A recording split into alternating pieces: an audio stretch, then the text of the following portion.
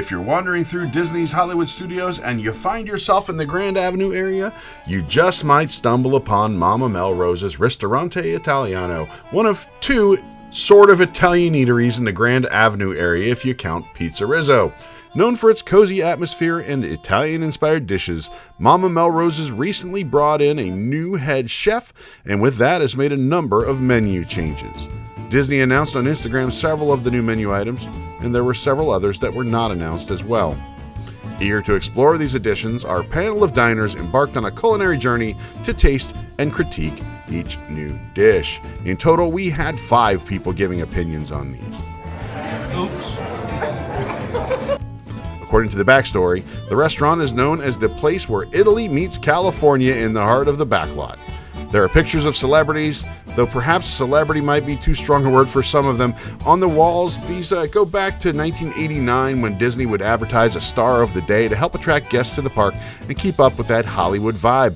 Many of the pictures are either headshots of these stars or pictures of them riding down Hollywood Boulevard. First off, we started with appetizers. We got the new-ish, as we're calling them, fried mozzarella sticks for $15. They come with marinara sauce and a lemon aioli. We labeled these as new-ish because it's still just fried mozzarella. Now, 5 mozzarella sticks replace the 2 mozzarella planks that were previously on the appetizer section of this menu. The only benefit is that it's now easier to share this appetizer, but as before, there's not really anything special about it. While these mozzarella sticks may not stand out from the crowd, they offer a comforting familiarity akin to what you might find at your local chain restaurant or maybe in your grocery store. The marinara sauce is pretty basic, but we all liked that lemon aioli that added a really delightful twist. Despite the lack of originality, they made for a satisfying starter, especially when shared among picky eaters or people who might not want some of the other options. For the more refined palate, there are better options, especially at $3 per stick. The burrata replaces the previously offered vine-ripened tomatoes and fresh mozzarella in an apparent attempt to bougie up the menu just a little bit.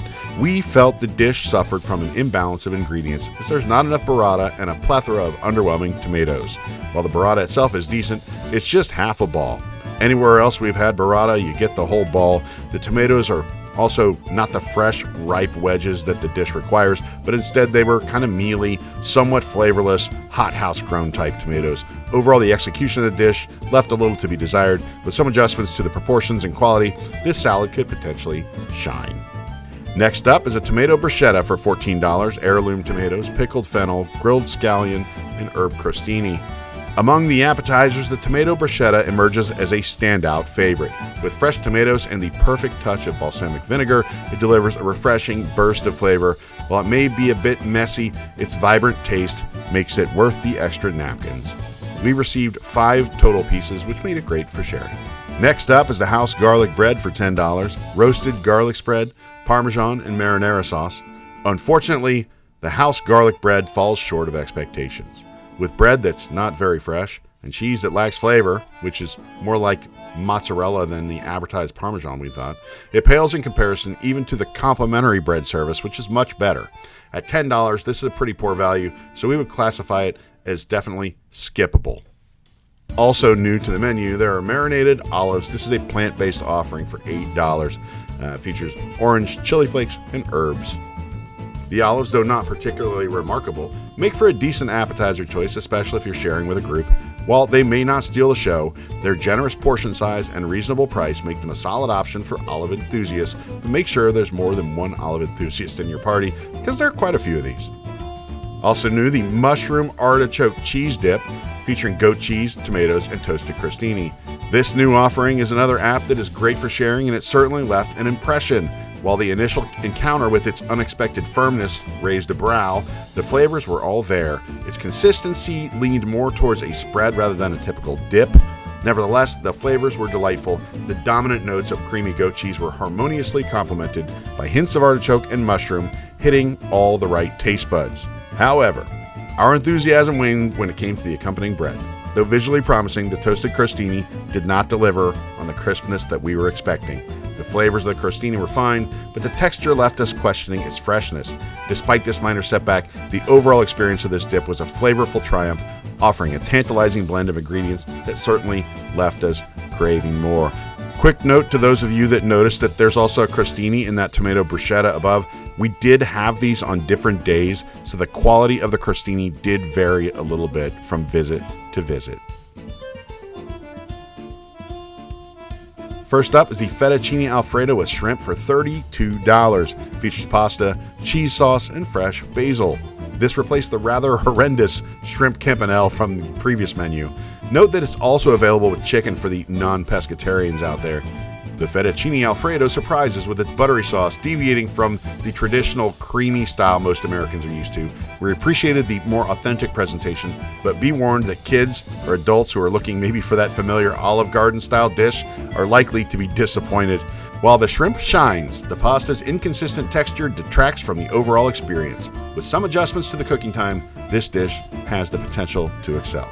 Quick note. While the menu calls all of these upcoming offerings pizza, the staff seems committed to using the term flatbreads. This is likely to avoid some sort of semantic argument with guests, as the crust is a little bit more delicate and crispy than your average New York pizza that someone might be expecting.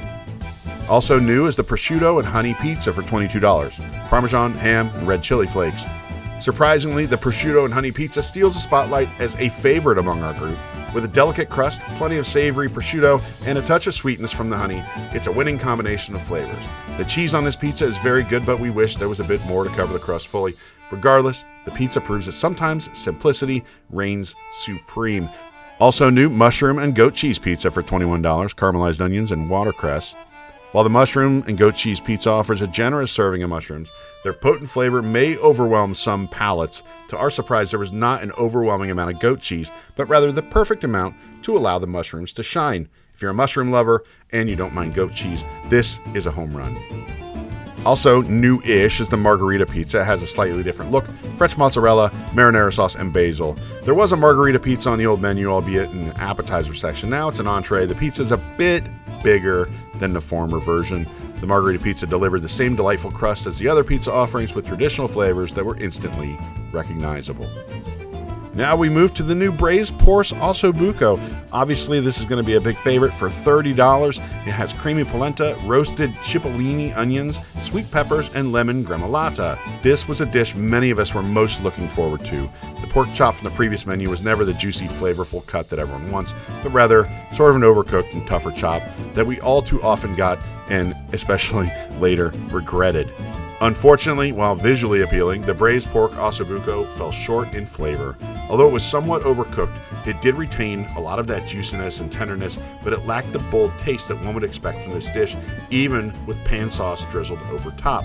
However, the polenta accompaniment adds a nice touch, and it's a hearty option for those craving a substantial meal, especially if you're looking for something that's not pasta. Next up is the Rigatoni Bolognese, a new offering for $26. It features ground beef, Italian sausage, and Parmesan. The dish plays it safe, offering a classic option for less adventurous eaters. It's a reliable choice, but it falls short of being memorable. While the pasta was well cooked, the bolognese sauce was lacking in the sauce department. To our surprise, there was plenty of beef and sausage though, but the lack of actual tomato sauce seemed a little off. With a bit more sauce, this would actually be a decent choice. We felt it was just a little bit lackluster and could use a little refinement. The chef selection of fresh fish, in our case, grouper. Market price, $33 for us. The grouper stands out as a highlight of the meal with perfectly cooked fish and a flavorful ratatouille sauce. Its crispy exterior and tender, flaky interior make it a delightful choice for seafood lovers.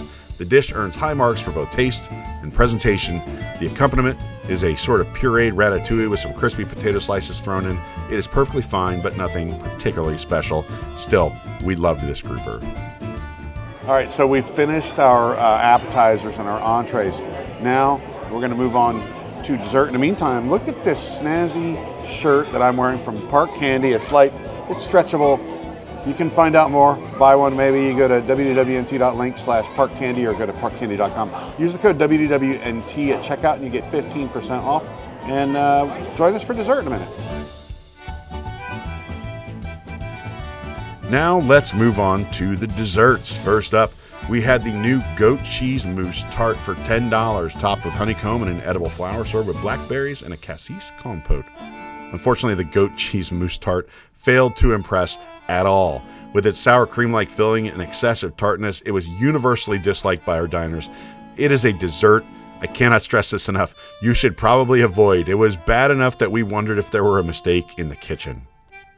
Next up is the Pasticciotti cream tart for $10, a house-made tart with pastry cream and frangipane dusted with powdered sugar, served with an amarena cherry compote.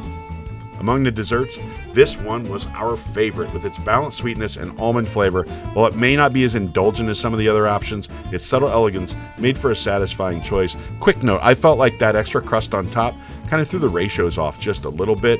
I think it could have been better without that because it felt a little bit drier than it could have been, but it was still delicious.